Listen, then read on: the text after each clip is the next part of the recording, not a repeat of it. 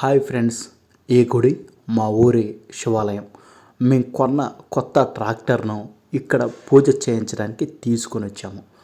మా ఊరిలో ఎవరు ఏ వాహనం కొన్నా సరే ఈ శివాలయానికి వచ్చి ప్రత్యేకంగా పూజలు చేయించిన తర్వాతే వాటిని వినియోగిస్తారన్నమాట. అలాగే మేము కూడా మా కొత్త ట్రాక్టర్ను మా ఊరి శివాలయంలో పూజ చేయించడానికి తీసుకొని వచ్చాము. మా తమ్ముడు, మా బాబాయ్, మా చెల్లెల వాళ్ళ కూతుర్లు, కొడుకులు ఇక్కడికి వచ్చి ప్రత్యేకంగా పూజ చేస్తున్నారన్నమాట. మా పూజారి గారు ఇక్కడ ఎన్నో వాహనాలకు పూజలు చేసి ఉన్నారన్నమాట. ఆయన పూజ మాకెప్పటికీ ప్రత్యేకమైనది. అందుకే మొదటగా ఆయన మా యొక్క ట్రాక్టర్ కోసం నిమ్మకాయలను పూజించి వాటికి కట్టమని చెప్పారు.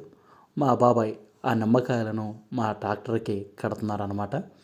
అలాగే మా పూజారి గారు మా యొక్క ట్రాక్టర్ చుట్టూ తిరిగి పసుపు కుంకుమలు రాసి మా కోసం ప్రత్యేకంగా పూజ చేస్తున్నారన్నమాట.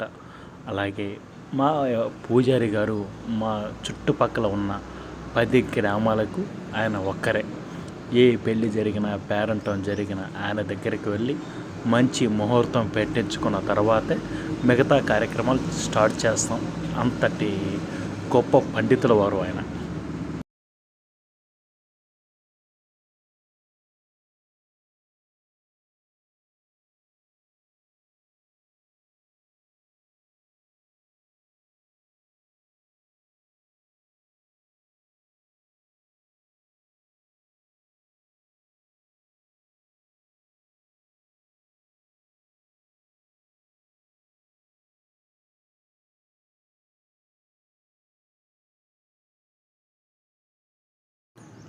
మా తమ్ముడు గౌతమ్ పూజారి గారు పూజ చేసినటువంటి నిమ్మకాయలను ట్రాక్టర్ యొక్క టైర్ల కింద పెట్టమని ఆజ్ఞాపిస్తే తను ఆ 4 నిమ్మకాయలను 4 చక్రాల కింద పెట్టారన్నమాట.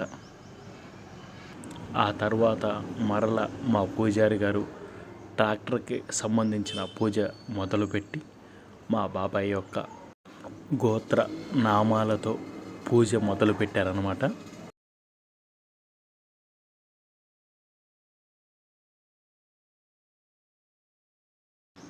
మా బాబాయ్ చేతికి పూజారి గారు కొబ్బరికాయ ఇచ్చి వాటి మీద హారతి వెలిగించి ఎలాంటి నరదిష్టి, నరఘోష తగలకుండా ఉండడానికి పూజ చేయించారన్నమాట.